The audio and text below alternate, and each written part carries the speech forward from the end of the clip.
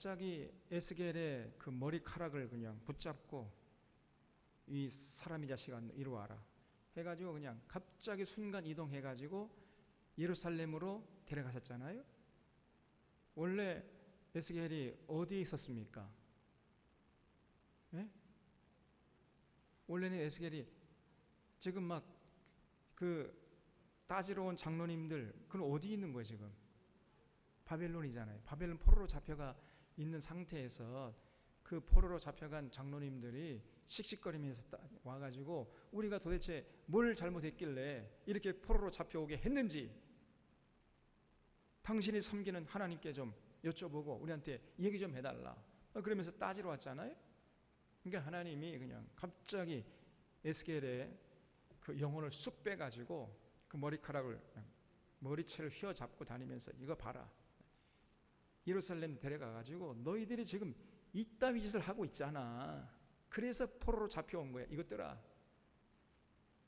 그게 8장이라 그랬죠. 그래서 이제 2차 침략과 3차 침략 사이는 11년 간격이 있었다 그랬어요. 그래서 에스겔이 이제 포로로 잡혀간 지 5년째 되는 해에 하나님의 부르심을 받았기 때문에 6년만 있으면 나라가 완전히 망할 지경인데 여전히 예루살렘 사람들은 여기는 안전해. 여기는 하나님의 성전이 있기 때문에 어떤 군대가 쳐들어와도 끄떡없어.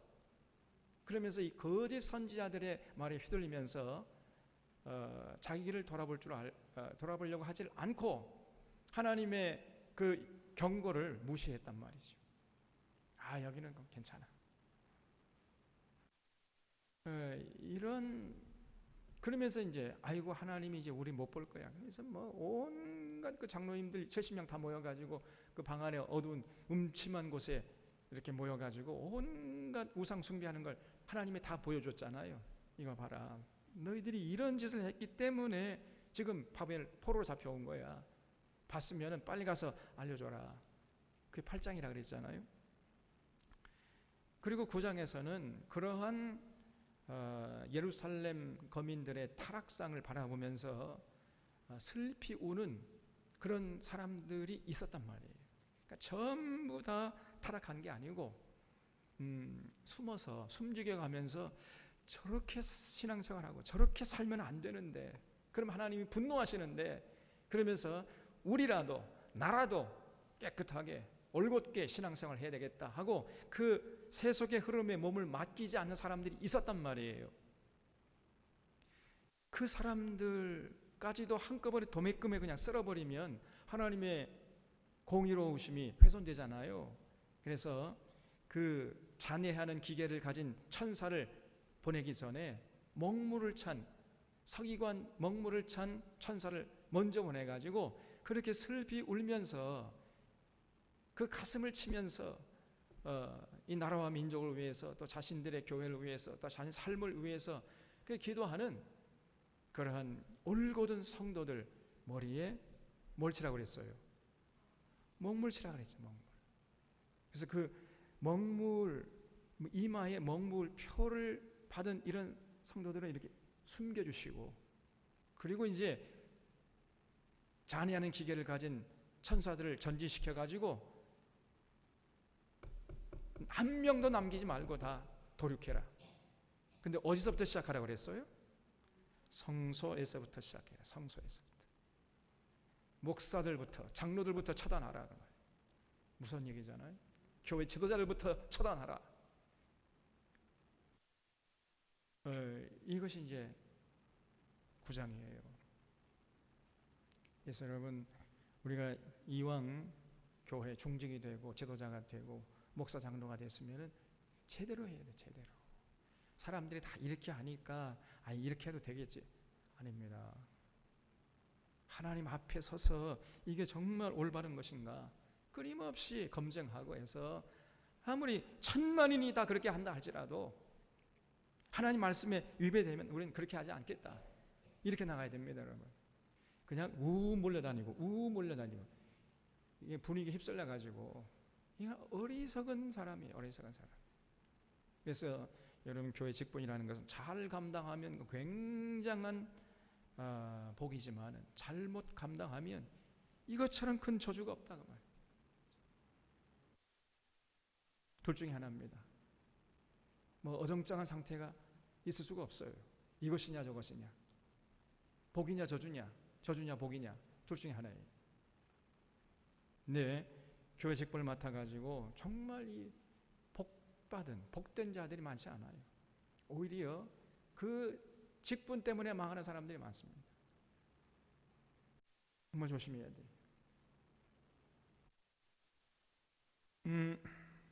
그 다음에 이제 10장은 에스겔이 또다시 하나님 보호자를 봅니다. 신비한 체험을 해요. 이거를 누미노제 체험이라 그랬잖아요. 누미노제 체험.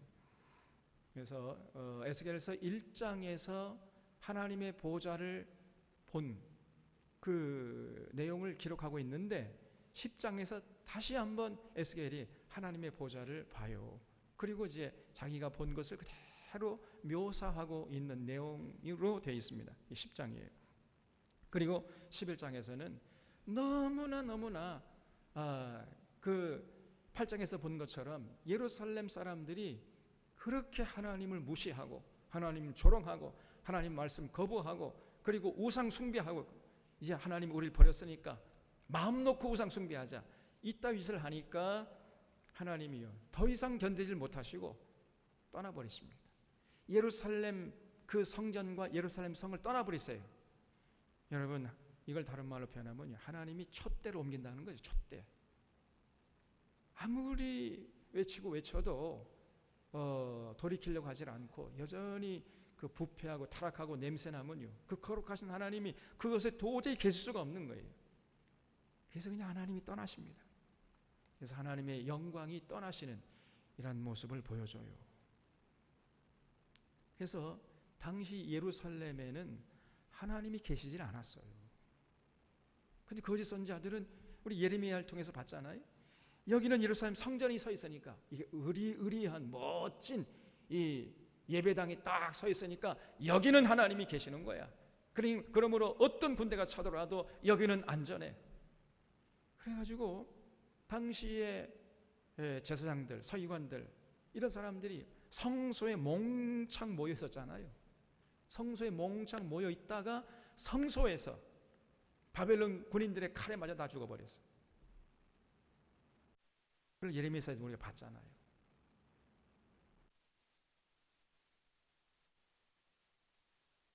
그런 거짓 가르침, 거짓 믿음, 거짓 축복, 거짓 확신 여기에 놀아났던 거예요. 당시 예루살렘 거민들이. 오늘날도 똑같습니다.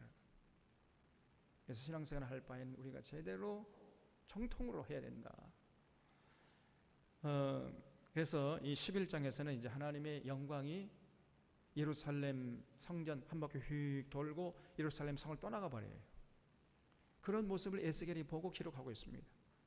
그리고 이제 12장에서는 하나님의 영광이 예루살렘 성에서 떠났다는 것을 그 당시의 사람들에게 알려주기 위해서 퍼포먼스를 해요. 어떤 퍼포먼스를 하느냐?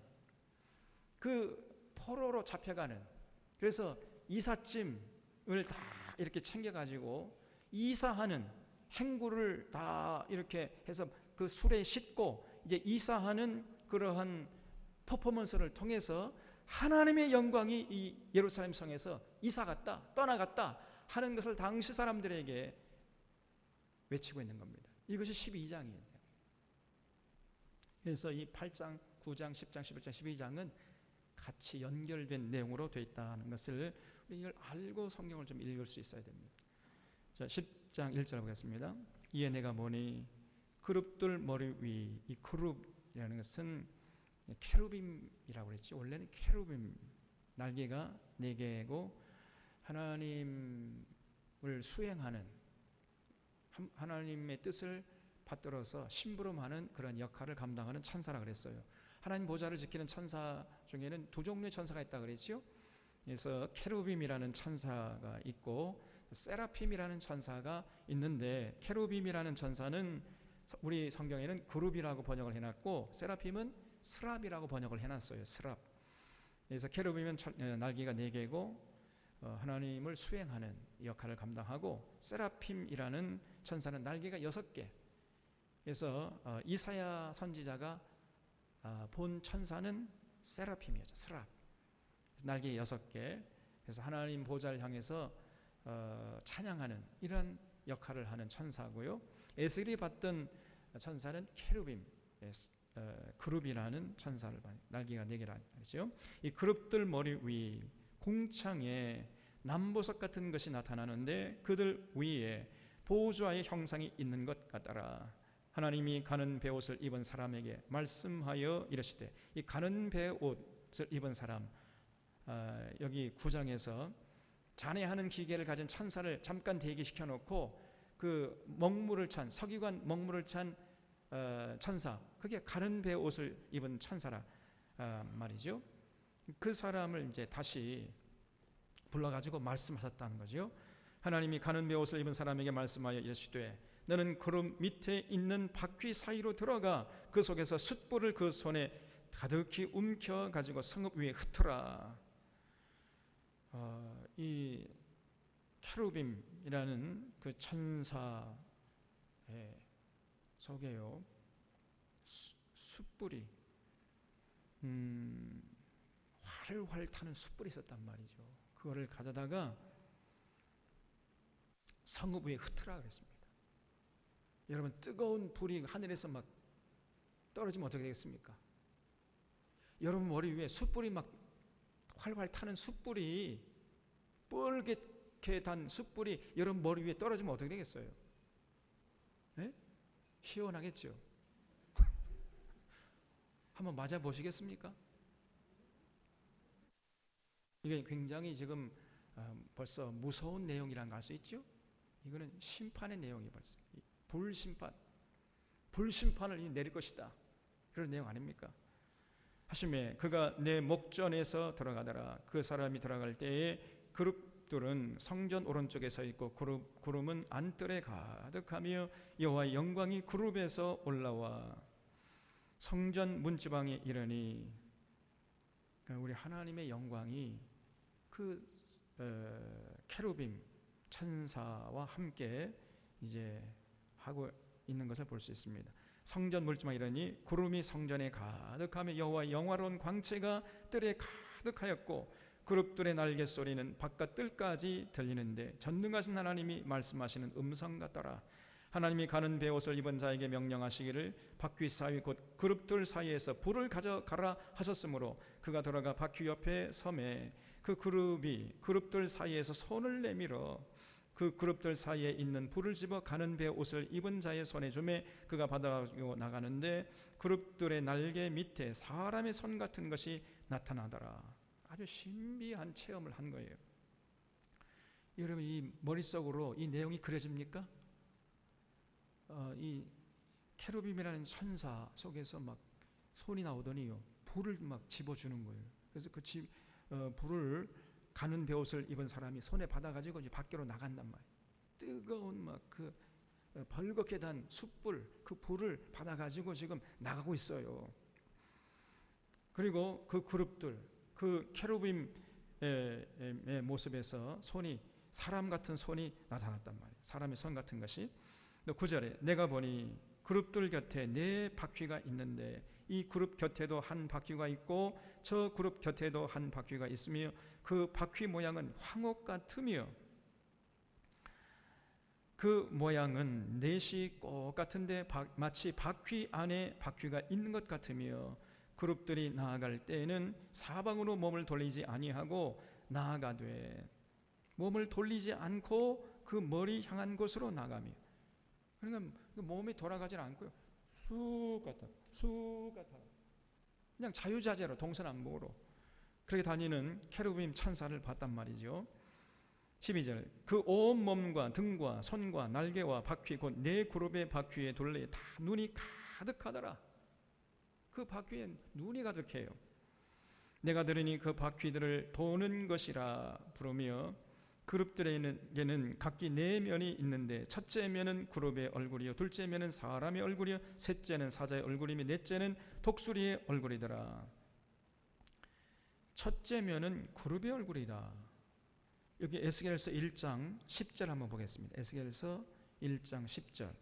똑같이 하나님의 보좌를 보고 기록한 내용이 에스겔서 1장에 기록되어 있는데 여기 10절 보면은요, 그 얼굴들의 모양은 넷의 앞은 사람의 얼굴이요, 넷의 오른쪽은 사자의 얼굴이요, 넷의 왼쪽은 소의 얼굴이요, 넷의 뒤는 독수리 얼굴이라 그랬지요. 지금 에스겔이 그 케르빔 천사를 본 것을 2번 이제 똑같은 내용을 기록하고 있는데 1장에서는 여기 그 사람과 사자와 독수리, 그 다음에 또 하나 뭐가 있죠? 소의 얼굴을 봤다고 기록하고 있는데 여기 10장 14절에 보면은 뭐가 하나가 빠졌습니까? 소의 얼굴이 빠졌지요? 소. 그래서 첫째면은 소의 얼굴 대신에 그룹의 얼굴이라 이렇게 돼 있어요. 그룹의 얼굴. 그래서 그 소의 얼굴을 지금 이 에스겔이 전체적으로 보여주는 그 이미지가 아마 소처럼 느껴졌는지 그 소의 얼굴을 그룹의 얼굴이요 이렇게 해놨죠. 아니면은 이게 뭔가 조금 그 성경에 좀 지금 아까 11장 10절하고 10장 14절하고 내용이 조금 다르죠. 그래서 뭔가 이렇게 대필하고 이렇게 성경을 다시 서기관들이 쓰다가 혹시나 뭐 이걸 잘못 쓸 수도 있다 말이죠. 그래서 어쨌든 이 그룹의 얼굴, 이 소의 얼굴, 둘째면은 사람의 얼굴, 셋째는 사자의 얼굴, 넷째는 독수리의 얼굴을 에스겔이 봤어요. 15절에 그룹들이 올라가니 그들은 내가 그발 강가에서 보던 생물이라. 그러니까 그 에스겔서 1장에서 그발 강가에서 봤잖아요. 그 하나님의 보호자를 지키는 천사들 봤는데 똑같은 그 그룹들을 내가 봤다. 지금 이렇게 기록하고 있습니다. 그룹들이 나아갈 때에는 바퀴도 그 곁에서 나아가고 그룹들이 날개를 들고 땅에서 올라가려 할 때에도 바퀴가 그 곁을 떠나지 아니하며 그들이 서면 이들도 서고 그들이 올라가면 이들도 함께 올라가니 이는 생물의 영이 바퀴 가운데 있음이더라. 여호와 영광의 성전 문지방을 떠나서 그룹들 위에 머무니. 하나님의 영광이 예루살렘 성전이 있었는데 이제 하나님의 영광이요 성전 문지방을 떠나갔어요. 이제 왜냐하면 너무 더러우니까, 너무 타락하고 너무 부패하고 너무 썩어버리니까 하나님의 영광이 도저히 예루살렘 성전에 있을 수가 없었던 거예요. 이제 그래서 그룹들과 함께 그냥 쭉 올라가 버렸어요. 성전에서 그룹들이 날개를 들고 내 눈앞에 땅에서 올라가는데 그들이 나아갈 때에 바퀴도 그 곁에서 함께 하더라. 그들이 여호와의 전으로 들어가는 동문에 머물고 이스라엘 하나님의 영광이 그 위에 덮였더라. 그것은 내가 그발 강가에서 보던 이스라엘의 하나님 아래에 있던 생물이라. 그래서 하나님 보호자를 지키던 그 케루빔 천사를 지금 봤다고 또 반복해서 기록하고 있습니다. 그들이 그룹인 줄을 내가 아니라 그랬죠. 각기 내 얼굴과 내 날개가 있으며 날개 밑에는 사람의 손 형상이 있으니 그 얼굴의 형상은 내가 그발 강가에서 보던 얼굴이며 그 모양과 그 몸도 그러하며 각기 곧게 앞으로 가더라. 그러니까 이 10장 전체가 하나님의 보좌를 보고 특별히 하나님 보좌를 지키는 케루빔 천사를 보고 기록한 내용이란 말이죠. 그 이상 그 이하의 내용이 없어요. 자, 11장에서 이제 하나님의 영광이 떠나갑니다. 그때에 주의 영이 나를 들어 올려서 여호와의 전 동문 곧 동양현 문에 이르시기로 보니 그 문에 사람이 25명이 있는데 내가 그 중에서 아솔의 아들 야사냐와 부나야의 아들 블라디아를 보았으니 그들은 백성의 고관이라. 그러니까 상당히 그 고위 공무원이죠. 이 야사냐하고 아솔의 아들 야사냐, 부나야의 아들 블라디아, 이런 고위 공무원들, 당시 나라의 지도자들이요 백성들에게 무슨 말을 하느냐? 지금 나라가 지금 풍전등화 가운데 있고 좀 있으면 망할 거야. 이제 6년만 있으면 망할 지경인데 이 사람들이 무슨 얘기를 하면서 백성들을 속였느냐면요, 2절 보세요. 그가 내게 이르시되 이 사람의 자식아, 이 사람들은 불의를 품고 이 성 중에서 악한 꾀를 꾸미는 자니라 그랬어요. 나라의 지도층들이 전부 이 불의를 품고요, 악한 꾀를 꾸미는 자들에 불과했단 말이에요. 전부 하나같이 이 권력을 잡아가지고 기득권 지키기 위해서 지금 현실을 외면하게 하고 백성들을 지금 속임으로 죽음의 늪으로 끌고 가고 있었단 말이죠. 그 사람 중에 대표적인 사람들이 아수리의 아들 야사냐와 분하의 아들 블라데 같은 이런 사람들이 있었단 말이죠. 이 사람들이 불의를 품고 성중에서 악한 꾀를 꾸미는 이런 사람들이었습니다. 그들의 말이, 이 사람들이 뭐라고 얘기했냐면요, 집 건축할 때가 가깝지 아니한즉 이 성읍은 가마가 되고 우리는 고기가 된다, 이렇게 외쳤어요. 이게 무슨 말이겠어요? 하나님, 그러므로 이 사람의 자식아, 너는 그들을 쳐서 예언하고 예언할지니라 그랬어요. 그래서 여기 줄 쳐보세요. 그들의 말이 집 건축할 때가 가깝지 아니한즉 이 성읍은 가마가 되고 우리는 고기가 된다. 이거를 놓치지 말고 이걸 깨끗하게 우리가 이해하고 정리하고 넘어가야 돼요. 그래야 성경을 읽는 것이 됩니다. 이게 무슨 말인지 알지도 못하고 계속 성경 읽어나가면은 괜히 시간 낭비죠. 이게 무슨 뜻이에요 이게? 집 건축할 때가 가깝지 아니한즉 이 성읍은 가마가 되고 우리는 고기가 된다. 여기에 무슨 뜻이 담겨 있겠습니까? 잘 이게 성경을 읽다가 모르잖아요. 그러면 어떻게 하면 됩니까? 우리 장로님들에게 가서 물어보면 되겠죠. 또 권사님들에게, 또 아니면 저에게 와서 물어보. 근데 또 시스콜 걸 물을 수도 없어요. 또 그럼 어떻게 하면 돼? 여러분이 자체적으로 해결하면 돼. 근데 자체적으로 해결하려면은 어떻게 하냐면요, 성경 한 권 갖고는 안 돼요. 그래서 번역본 몇 권을 갖고 있어야 돼요. 그래서 개역 한글판, 개정 개역판, 또 새 번역판, 그다음에 공동 번역판, 번역판들이 굉장히 많습니다. 서점에 가보세요. 성경책 여러 종류 사는 것을 아까워하지 마시기를 바랍니다. 어떤 사람은요, 평생 가봤자 많아, 요것도 이 성경책 펼쳐놓으면 너무 깨알 같아가지고 보이지도 않아. 그거를 평생 들고 다녀요. 이게 무슨 말이냐? 나는 평생 단 한 번도 성경을 진지하게 읽어본 적이 없습니다, 이런 얘기예요. 그러면서 신앙생활 하는 것은요, 부끄러운 것입니다. 절대로 제대로 신앙생활 할 수가 없어요, 그런 사람. 그래서 여러분, 성경책 좀 글자도 큰 거 딱 보면은 그냥 시원하게 눈에 확 들어오는 거, 그런 성경책, 그건 좀 비쌉니다. 그것도 번역본, 여러 종류의 번역본을 사가지고 대조하면서 읽으셔야 돼. 그러면은 웬만한 내용들은 전부 다 이해가 됩니다.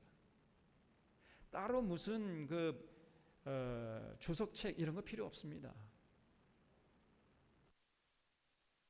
빨리 오늘 당장 가가지고 그 책방 가서 성경책 여러 종류 살 거 안 살 거예요? 이제 알아서 하셔야지. 그래서 이 말이 무슨 말이냐면은, 이 사람들이 지금 불의를 품고 지금 악한 꾀를 꾸민다 그랬잖아요. 그러면서 한다는 말이, 우리 이거 여기는 이제 뭐 집을 건축할 때가 가깝지 않아.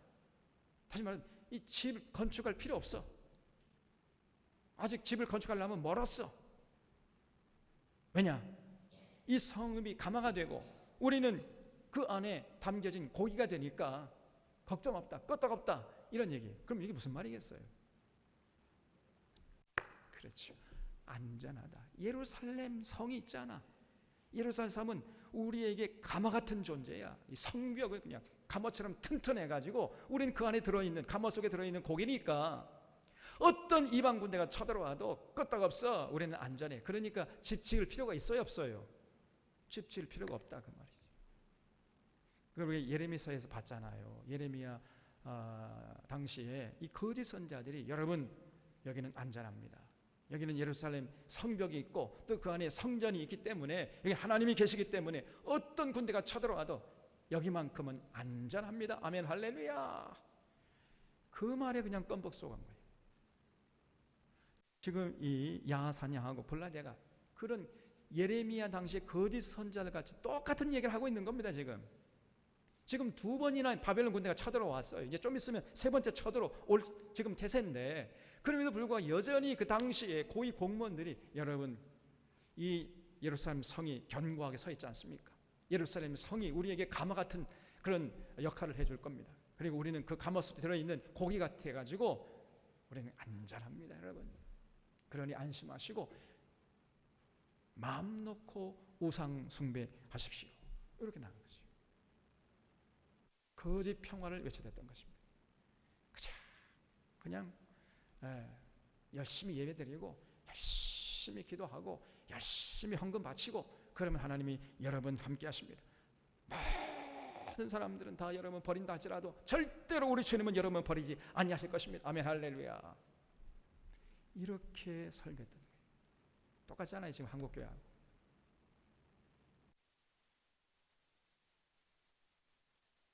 여러분, 종교적인 행위로만 그치면은 하나님이 기뻐하시는 거 아시나? 분노하신다 그랬지요. 삶의 현장에 나가서 하나님의 뜻을 받들어야 된다 그랬잖아요. 그래서 지금 이 거짓 평화를 외쳤단 말이죠. 이 야사냐하고 블라디아 이 사람들이. 그래서 그러므로 인자야 너는 그들을 쳐서 예언하지니라. 그들을 쳐서 그들이 거짓말하고 있다는 것을 폭로하라 그 말이에요. 지금 에스겔에게 하나님께서 말씀해. 저들이 하는 얘기는 전부 거짓말이에요. 믿지 마라. 지금 백성들이 다 믿고 따라가고 있는데 그 어리석은 이스라엘 백성들 가가지고 그 지도자들 야사냐와 블라디아야 이런 사람들의 말이 전부 거짓말이니까 거기에 속아 넘어가지 말아라. 그들 쳐서 예언하라. 이렇게 에스겔을 보냈어요, 하나님이. 5절에 여호와의 영이 내게 임하여 이르시되 너는 말하기를 여호와의 말씀에 이스라엘 족속아 너희가 이렇게 말하였도다. 너희 마음에서 일어나는 것을 내가 다 하노라. 우리 하나님 다 아세요. 이 사람들이 어떤 생각으로 그런 말을 하는지 딱 보면 압니다. 우리 하나님은. 너희가 이 성읍에서 많이 죽여 그 거리를 시체로 채웠도다. 그러므로 주 여호와께서 이같이 말씀하셨느니라. 이 성읍 중에서 너희가 죽인 시체가 그 고기요 이 성읍은 그 가마인데 너희는 그 가운데서 끌려 나오리라. 야, 참 무서운 얘기. 7절에 걸쳐보세요. 너희가 지금 사람들 많이 죽였잖아. 그 죽인 시체가 그 가마솥에 들어있는 고기가 되는 것이 너희가 고기가 아니야, 이것들아. 지금 이 사람들은 우리가 가마솥 안에 들은 고기고 예루살렘 성이 가마솥이 될 것입니다, 이렇게 얘기했는데 하나님은 그게 아니고 가마솥에 들어있는 고기는 너희가 아니고 너희가 죽인 시체라는 거예요. 시체가 그 가마솥의 고기가 될 것이고 너희는 그 가마솥에서 끌려 나가게 될 것이다. 그래서 저 변방에서 죽임을 당하게 될 거야. 이런 얘기를 하시는 거예요. 7절 말씀 무슨 말인지 이해가 됩니까? 그래서 이 성읍 중에서 너희가 죽인 시체가 그 가마솥에 들어있는 고기가 될 거예요. 그러니까 너희가 어제 죽인 그 시체가 가마솥에 들어있는 시체 그 고기니까 그 시체는요 이제 안전해요, 안전하지 않아요? 시체가 안전하다는 거예요. 이제 죽었으니까 뭐 어떤 일이 있어도 뭐 상관없잖아요. 그래서 너희가 가마솥의 고기가 아니고 너희가 죽인 그 시체가 가마솥의 고기가 될 거야. 그리고 너희는 그 가마솥에 밖으로 끌려 나가가지고 그 유대 변방에서 죽임을 당하게 될 거야. 이런 얘기를 지금 하신 것입니다. 무슨 말 이해가 되십니까? 그래서 너희가 죽인 시체가 그 고기고 이 성읍은 그 가마인데 너희는 그 가운데서 끌려 나오리라. 나 주 여호와가 말하노라.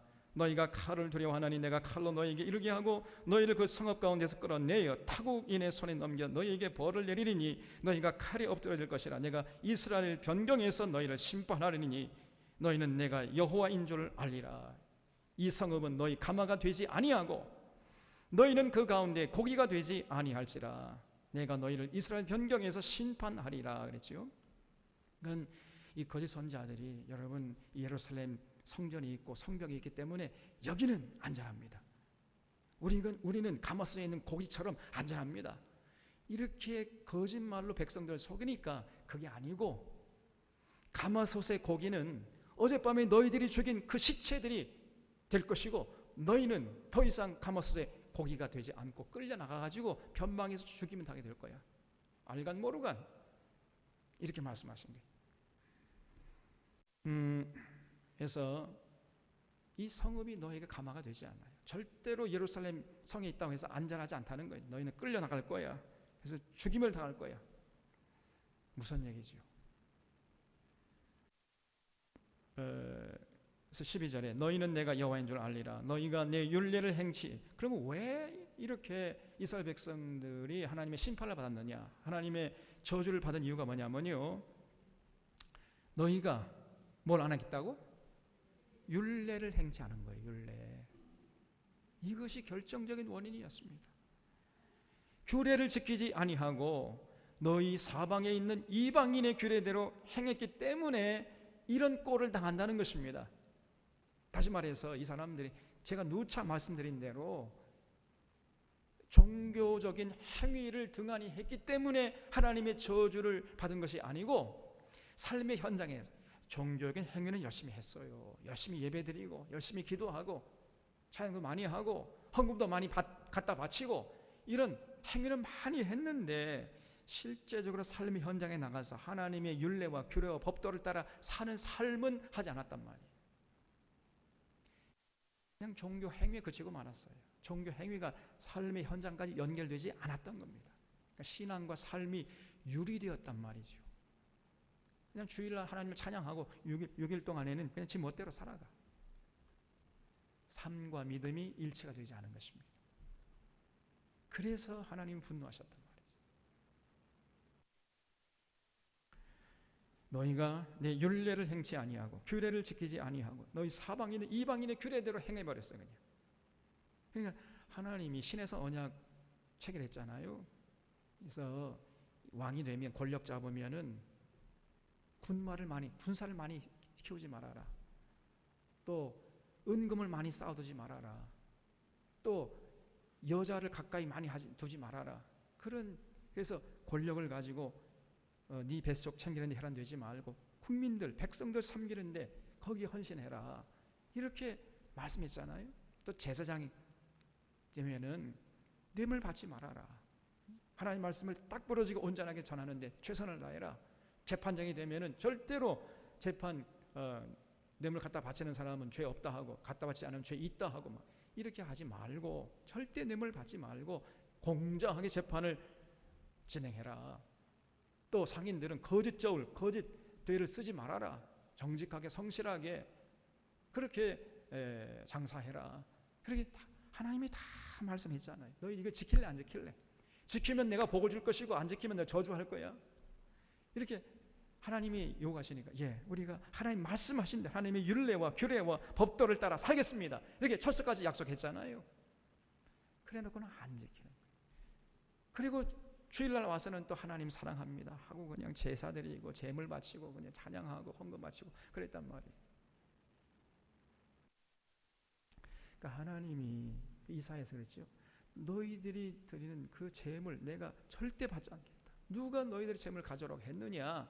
너 내 앞에서 노랫소리 그치고 너희들이 아무리 많이 기도한다 할지라도 내가 듣지 않겠다. 이렇게 말씀하셨잖아요. 헛된 제물 다시 가져오지 말아라. 이것이 우리가 믿는 여호와 하나님이신 줄로 믿으시기 바랍니다. 하나님이 기대하시고 하나님이 요구하신 게 뭐예요?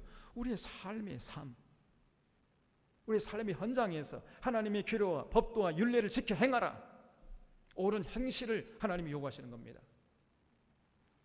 이것이 중요한 거예요. 이것이 오늘 한국교회가 강조하지 않아요. 이렇게 강조하면 율법주의자래. 기가 막힙니다.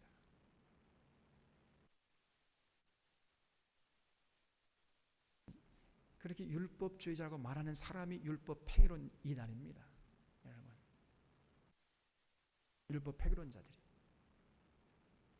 그래서 오늘날 한국교회 율법주의자는 거의 없어요. 그러나 율법 폐기론자들은 경상도 말로 뭐라고 그러죠? 네? 내가 깜빡 잊어버렸네. 세고 셌다? 억수로 많아. 억수로. 천지빼까리. 천지빼까리. 천지빼까리예요. 거의 대부분이 율법주의자 같은 그런, 율법 폐기론자 같은 신앙생활을 하고 있다 그 말이. 그러면서 이런 말씀을 하면은요, 율법주의자 저거요, 율법주의. 자꾸 율법을 강조하고 말이에요. 은혜를 강조해야지. 왜 율법을 강조해? 지금 하나님이 말씀하시잖아요. 하나님 말씀하는데도 거부하는 거예요. 우리는 오직 은혜야, 은혜. 오직 은혜. 아닙니다, 여러분. 은혜 받아서, 은혜를 통해서 구원받은 자는 반드시 삶의 현장에서 하나님의 규례와 법도와 율례, 또 특별히 예수님의 가르침을 따라 살아야 돼요. 이것이 통으로 하나가 되어야 됩니다. 그것이 진짜 구원받은 자고 거듭난 자요, 참 믿음의 소유자인 줄 믿으시기 바랍니다, 여러분. 그런 자를 기뻐하시는 거예요, 우리 하나님이. 그래서 13절, 이에 내가 예언할 때에 분하의 아들 블라데가 죽기로 내가 엎드려 큰 소리로 부르짖어 이르되 오호라 주 여호와여 이스라엘 남은 자를 다 멸절하고자 하시나이까. 그때 이제 거짓 말로 백성들을 죽음의 늪으로 끌고 가던 블라데가 죽어버렸어요. 잘 죽었지요? 이런 사람 빨리 죽는 게 나아요. 그럼 죽으면 더 이상 죄를 안 짓을 수 있잖아요. 괜히 살아가지고 더 큰 죄를 짓기 전에. 14절에 여호와의 말씀이 내게 임하여 이르시되 이 사람의 자식아 예루살렘 주민이 내 형제 곧 내 형제와 친척과 온 이스라엘 족속을 향하여 이르기를 너희는 여호와에게서 멀리 떠나라. 이 땅은 우리에게 주어 기업이 되게 하신 것이라 하였나. 이보세요. 자, 당시 예루살렘 사람들이요, 어떤 생각을 가지고 살았는가. 지금 바벨론 군대가 첫 번째 침공, 두 번째 침공, 좀 있으면 이제 5년이나 6년이 있으면 세 번째 바벨론 군대가 쳐들어올 그런 지경인데, 그럼에도 불구하고 예루살렘 사람들이요, 어떤 생각을 가지고 살았는가 하는 걸 여기 나와 있어요. 이 예루살렘 주민이 너 형제, 곧 너 형제와 너의 친척과 온 이스라엘 족속, 그러면 누구겠어요? 지금 에스겔의 형제, 그리고 에스겔의 친척, 또 온 이스라엘 족속을 향해서 외쳤다. 그러면 이 사람들이 어떤 사람들입니까? 에스겔이 지금 어디 있어요? 에스겔이 지금 어떤 상황입니까? 예? 에스겔이 지금 바벨론 포로로 잡혀와 있잖아요. 그리고 에스겔의 친구들, 친척들도 바벨론 지금 잡혀왔단 말이죠. 그러니까 예루살렘 사람들이 바벨론 포로로 잡혀가는 사람들 향해서 하는 얘기, 지금 무슨 말 이해가 됩니까? 그러면서 하는 얘기가 너희는 여호와께서 멀리 떠나라. 이 땅은 우리에게 주어 기업이 되게 하신 것이다. 이제 무슨 말인지 이해가 되지요? 그러니까 바벨론 포로로 잡혀가는 사람들 향해서 너희들은 이제 여호와에게서 멀리 떠나는 것들이야, 이것들아. 우리는 이 땅에서 지금 거하기 때문에 우리는 하나님의 은혜 가운데, 하나님의 품 안에 있고, 너희들은 이제 하나님께서 멀리 떠나는 것들이야. 다시 말해서 너희는 이제 하나님께 버림받은 자들이고, 우리가 하나님 사랑하는 자들이고, 하나님의 은혜 가운데 살아가는 자들이다. 이렇게 지금 얘기하고 있는 거예요. 근데 이러한 이스라엘 주민들 향해서요, 하나님께서 뭐라고 말씀하시냐면은 16절에 그런즉 너는 말하기를, 절대 그렇지 않다는 겁니다. 정반대라는 거예요. 주 여호와의 말씀에 내가 비록 그들을 멀리 이방인 가운데로 쫓아내 여러 나라에 흩었으나 그들이 돌아온 나라들에서 내가 잠깐 그들에게 성소가 되리라 하셨다 하고, 너는 또 말하기를 주 여호와의 말씀에 내가 너희를 만민 가운데에서 모으며 너희를 흩은 여러 나라 가운데서 모아내고 이스라엘 땅을 너희에게 주리라 하셨다 하라 그랬어요. 그러니까 포로로 잡혀가는 사람들이 비록 예루살렘에서 쫓겨나가지고 바벨론 포로로 잡혀가지만은 그들이 진정으로 하나님의 사람들이라는 거예요. 그들이 진정으로 하나님 앞에서 그들에게 하나님께서 성소가 되어준다 그 말이에요. 그럼 예루살렘 거민들은 오히려 이 사람들은 우리는 하나님께 버림받지 않은 사람들이야. 너희는 포로로 잡혀가잖아. 너희들은 하나님께 버림받은 사람들이고 우리 하나님께 버림받지 않고 하나님의 은혜 가운데 있는 사람들이라고 생각을 했는데 하나님은 그것이 아니고 바벨론 포로로 잡혀가는 그들이 하나님의 보호 가운데 있는 사람들이고 예루살렘 남아있는 너희들이야말로 하나님께 버림받은 자들이다. 이런 얘기를 지금 하고 있단 말이죠. 이해가 되십니까? 그래서 그들이 도달한 나라 어디예요? 바벨론이죠. 그 바벨론에서 내가 잠깐 그들에게 성소가 되어주겠다는 거예요. 다시 말씀드립니다. 하나님이 바벨론 포로로 잡혀간 그 사람들과 함께 하시겠다는 겁니다. 그들이 버림받은 자들이 아니라는 거예요. 그런데 예루살렘 거민들은 바벨론 포로로 잡혀가는 사람들이 하나님께 버림받아 저주받은 사람들이다. 이렇게 생각했다니까요. 얼마나 어처구니 없는 생각입니까, 여러분? 오해도 대충 제대로 웬만큼 해야지. 이런 오해가 어디 있습니까? 이런 착각이 또 어디 있느냐 그 말이에요. 자기들이 버림받은 사람들인데 지금 바벨론 포로 잡혀가는 사람들 보고 너희들은 버림받는다. 너 여호와께서 멀리 떠나 이것더라. 우리는 여기 예루살렘 남아 있으니까 우리는 하나님께 버림받지 않았어. 이렇게 생각했다 그 말이에요.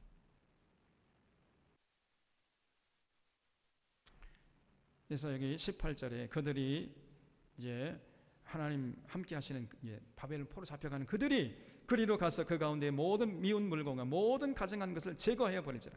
그래서 바벨론 포로 생활 그 고난을 통해서 그들의 신앙이 정금같이 된다는 겁니다. 그래서 모든 우상 숭배하는 거 다 깨끗하게 제거해 버리게 될 것이다. 내가 그들에게 한 마음을 주고 그 속에 새 영을 주어 그 몸에서 돌 같은 마음을 제거하고 살처럼 부드러운 마음을 주어 내 율례를 따르며 내 규례를 지켜 행하게 하리니 그들은 내 백성이 되고 나는 그들의 하나님이 되리라. 여기서 그들이 누구요?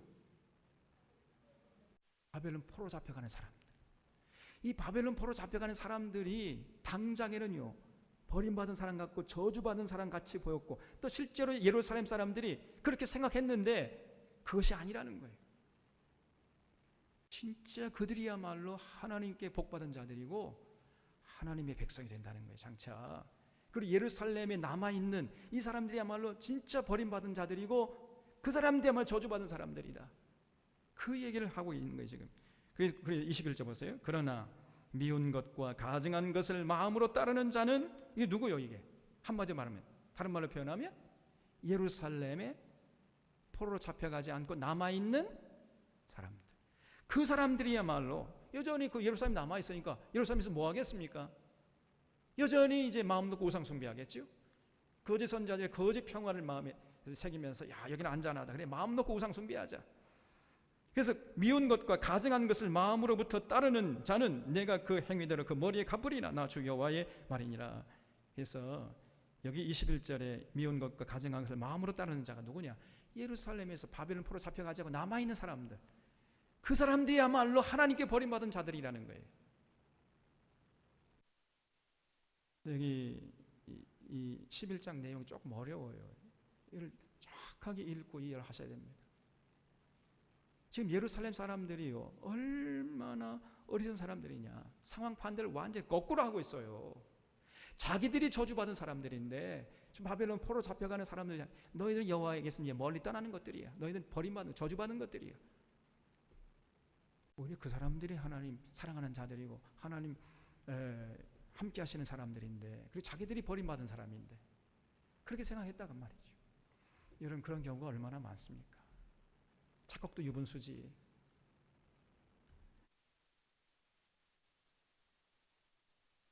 그래서 22절에 보면 드디어 예루살렘에서 하나님의 영광이 떠나가 버렸습니다. 아까 10장에서 마지막 부분에서 이제 그 그룹들과 함께 하나님의 영광이 떠올랐잖아요. 성에 이렇게 머물다가 이제 드디어 11장 22절부터는 이제 여호와의 영광이 떠나가 버려요. 그때 그룹들이 날개를 드는데 바퀴도 그 곁에 있고 이스라엘 하나님의 영광도 그 위에 덮였더니 여호와의 영광이 성읍 가운데에서부터 올라가 성읍 동쪽 산에 머무르고 주의 영이 나를 들어 하나님의 영의 환상 중에 데리고 갈대아에 있는 사로잡힌 자 중에 이르시더니, 여기 갈대아에 있는 사로잡힌 자, 여기 어디요? 바벨론. 다시 이제 하나님께서 에스겔의 영혼을 쑥 빼가지고 머리카락 붙잡고 이리저리 끌고 다녔잖아요. 지금 끌고 다니면서 자 봐라 다 보여준 다음에 다시금 순식간에 순간 이동을 해가지고 바벨론 갈대아에 있는 사로잡힌 자 중에 다시 데려다 놨다는 거예요. 지금 이르시더니 내가 본 환상의 나를 떠나 올라간지라. 내가 사로잡힌 자에게 여호와께서 내게 보이신 모든 일을 말하니라. 그래서 이제 바벨론 포로 잡혀온, 특별히 이제 따지러 온 장로, 씩씩거리면서 따지러 왔었잖아요. 그 따지러 온 장로들에게 지금 에스겔이 예루살렘에서 봤던 그리고 들었던 그 환상을 다 얘기해 줬다는 거예요.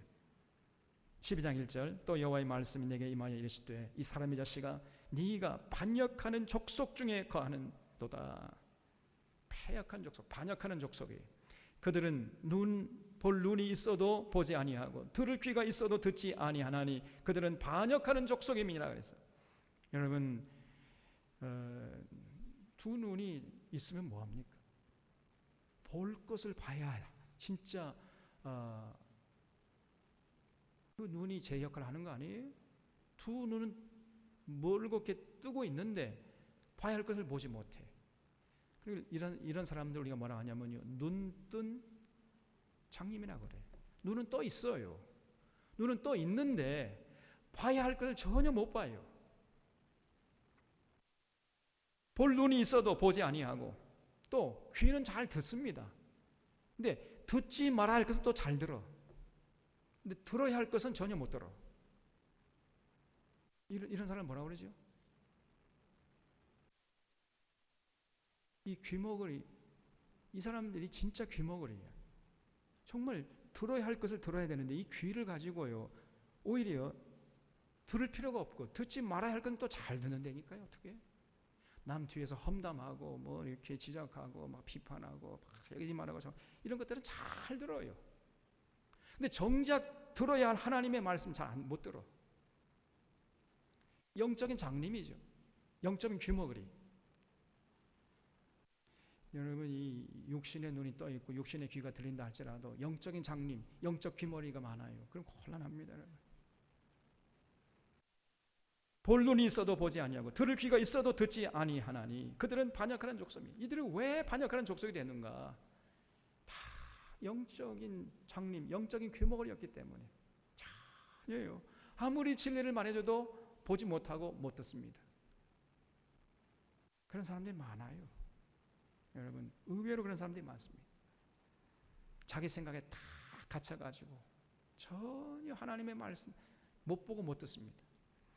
여기 3절에 이 사람의 자식아 너는 포로의 행장을 꾸리고 낮에 그들의 목전에서 끌려가라. 내가 내 처소를 다른 곳으로 옮기는 것을 그들이 보면 비록 반역하는 족속이라도 혹 생각이 있으리라. 그래서 이제 하나님께서 퍼포먼스를 하라고 에스겔에 말씀하십니다. 그래서 이사 행고를 가지고 퍼포먼스를 이제 에스겔이 벌려요. 너는 낮에 그들의 목전에서 내 포로의 행장을 밖에 내놓기를 끌려가는 포로의 행장같이 하고 저물 때 너는 그들의 목전에서 밖으로 나가기를 포로 되어 가는 것 같이 하라. 낮에 이제 이사하는 그 이삿짐을 전부 다 사람들이 볼 수 있도록 밖으로 끌어냈어요. 그리고 이제 밤에 포로 행색을 해가지고 끌려가는 그런 퍼포먼스를 좀 하고 하라는 거예요. 그래서 에스겔이 그대로 합니다. 5절에 너는 그들의 목전에 성벽을 뚫고 그리로 따라 옮기되 캄캄할 때에 그들의 목전에서 어깨에 메고 나가며 얼굴을 가리고 땅을 보지 말지어다. 이는 내가 너를 세워 이스라엘 족속에게 징조가 되게 함이라 하시기로 내가 그 명령대로 행하여 낮에 나의 행장을 끌려가는 포로의 행장같이 내놓고 저물 때 내 손으로 성벽을 뚫고 캄캄할 때 행장을 내다가 그들의 목전에서 어깨에 메고 나가니라. 하나님 명령대로 했다는 거죠. 이튿날 아침에 여호와의 말씀이 또 내게 임하여 이르시되 이 사람의 자식아 이스라엘 족속 곧 그 반역하는 족속이 내게 묻기를 무엇을 하느냐 하지 아니하더냐. 그러니까 이런 에스겔을 보고 주변에 이제 그 포로 잡혀온 사람들, 아니 도대체 너 지금 무슨 짓을 하는 거야? 이렇게 물었겠죠. 그래서 10절 너는 그들에게 말하기를, 그러니까 그렇게 묻는 자들에게 주여의 말씀에 이것은 예루살렘 왕과 그 가운데 있는 이스라엘 온 족속에 대한 묵시라 하셨다 하고 말하기를 나는 너희 징조라 내가 행한 대로 그들도 포로로 사로잡혀 가리라. 장차 이 예루살렘이 이렇게 포로로 잡혀서 바벨론으로 끌려갈 것을 지금 상징적으로 하는 행동이라고 대답해 주라는 겁니다. 우리 무리가 성벽을 뚫고 행장을 그리러 가지고 나가고 그 중에 왕은 어두울 때에 어깨에 행장을 메고 나가며 눈으로 땅을 보지 아니하려고 자기 얼굴을 가리리라 하라. 내가 또 내 그물을 그 위에 치고 내 올무에 걸리게 하여 그를 끌고 갈대아 땅 바벨론에 이르느니 그가 거기서 죽으려니와 그 땅을 보지 못하리라. 내가 또 호위하는 자와 부대들을 다시 다 사방으로 흩고 또 그 뒤를 따라 칼을 빼리라. 내가 그들을 이방인 가운데로 흩으며 여러 나라 가운데 해친 후에야 내가 여호와인 줄을 그들이 알리라. 그래서 에스겔이 포로의 행색을 가지고 이렇게 끌려가는 것처럼 예루살렘 거민들이 바벨론 군인들에 의해서 이제 전부 포로돼 가지고 예루살렘에서 이제 포로 잡혀 가지고 바벨론으로 끌려가게 될 것이다. 그를 상징적으로 지금 알려주기 위해서 에스겔이 그렇게 이사하는 퍼포먼스를 했다는 거예요. 15절 내가 그들을 이방인 가운데 흩으며 여러 나라 가운데 해친 후에야 내가 여호와인 줄 그들이 알리라. 그러나 내가 그중 몇 사람을 남겨 칼과 기근과 전염병에서 벗어나게 하여 그들이 이르는 이방인 가운데서 자기의 모든 가증한 일을 자백하게 하리니 내가 여호와인 줄 그들이 알리라. 몇 사람을 살려주시겠다는 몇 사람, 창조적인 소수들.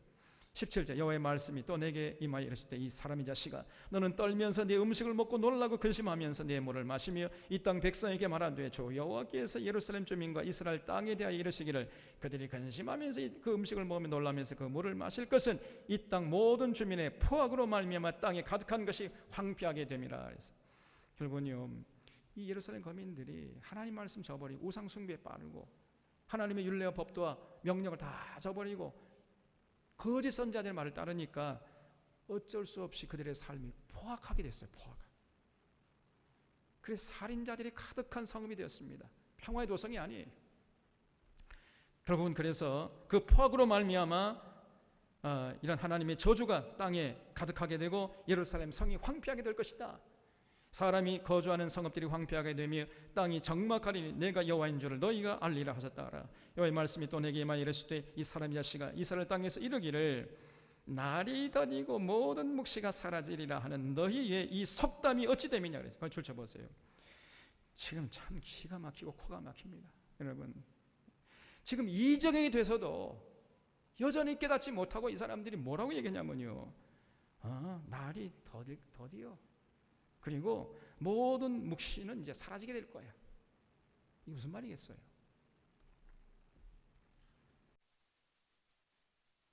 이게 무슨 말이냐면요.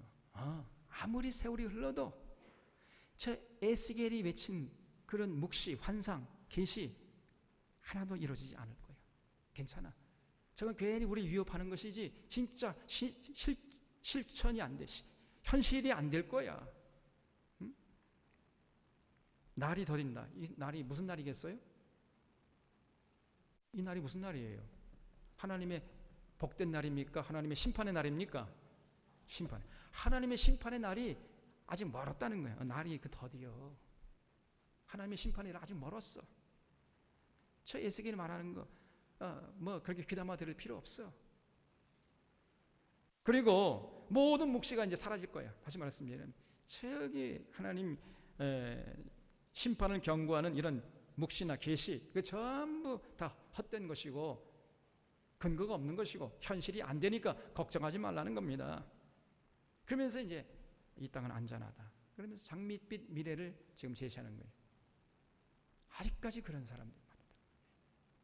여기 22절 말씀 이해가 되십니까? 그러므로 너는 그들에게 이르기를 주 여호와께서 이같이 말씀하시기를 내가 이 속담을 그치게 하리라. 천만의 말씀이라는 거예요. 사람이 다시는 이스라엘 가운데서 이 속담을 사용하지 못하리라 하셨다 하고 또 그들에게 이르기를 날과 모든 묵시의 응함이 가까우니 이스라엘 족속 중에 허탄한 묵시나 아첨하는 복술이 다시 있지 못하리라. 그래서 이 거짓 선지자들이 거짓 평화, 거짓 축복 남발하는 거 다시 못하도록 내가 하겠다. 뭐라고? 뭐가 어때라고? 하나님의 심판의 날이 멀었다고? 그리고 뭐 에스겔이 봤던 그 모든 계시가 하나도 이루어지지 않을 거라고? 내가 한번 보여줄게. 이놈의 새끼를 그냥. 이런 얘기죠. 25절 나는 여호와라 내가 말하니 내가 하는 말이 다시는 더디지 아니하고 응하리라. 반역하는 족속이여 내가 너희 생전에 말하고 이루리라. 나 주 여호와의 말이니라 하셨다 하라. 여호와의 말씀이 또 내게 임하여 이르실 때 이 사람이 자식아 이스라엘 족속의 말이 그가 보는 묵시는 여러 날 후의 일이라. 그가 멀리 있는 때에 대하여 예언하였다 하느니라. 이렇게 이스라엘 족속이 말을 한단 말이에요. 그러므로 너는 그들에게 이르기를 주의 말씀에 나의 말이 하나도 다시 더디지 아니할지니 내가 한 말이 이루어져. 이제 조만간에 이루어져. 그래서 하나님의 심판의 날이 멀었다 하는 이런 사람들은 이제 큰 코 다치게 될 것이다. 땅을 치고 후회하게 될 것이라는 거예요. 여호와의 말이니라 하셨다 하라 그랬어요. 그래서 여러분 당시에 이 예루살렘 거민들이 아무리 하나님께서 예언자를 보내고 또 보내고 몫이라고 외쳤지만은 하나님의 말씀을 경홀히 여겼어. 저거 이루어지지 않아. 괜찮아. 괜히 우리 위협하고 그냥 협박하는 거야. 저들이 본 몫이 이루어지지 않을 거야. 하나님의 날은 더디요. 끄떡없어. 아직 멀었어. 염려하지 말고 여전히 그죠? 여러분 살던 대로 살면 되는 거예요. 이렇게 속삭였어요. 그 하나님의 심판의 날은 먼 훗날의 얘기지 우리한테는 아무런 상관이 없는 얘기야. 괜찮아. 그러면서 거짓 평화를 외쳤던 겁니다. 여기에 예루살렘 거민들이 다 놀아났어요. 그러면서 여전히 삶을 돌이키려고 하지를 않았던 겁니다. 여러분 우리 사랑하는 샤론의 교우들은 이런 당시 이스라엘 백성들이 어리석음을 반면교사로 삼을 수 있기를 바랍니다. 우리 하나님 말씀은 1.1획도 틀림없이 반드시 현실이 되고 실천이 되는 줄로 믿으시기 바랍니다. 그래서 하나님 말씀을 절대로 경홀히 여기면 안 돼요. 하나님 말씀하시옵소서 종이 듣겠나이다. 이런 자세를 가지고 우리가 집중해서 듣고 그리고 뼛속에 새기고 정말 두렵고 떨림으로 그 말씀을 실천하려고 애를 써야 됩니다, 여러분. 근데 예사로 무시해버려요. 이거는 뭐 목사님 하는 얘기지 뭐 난 상관없어. 이렇게 신앙생활 사람이 많다니까 실제적으로.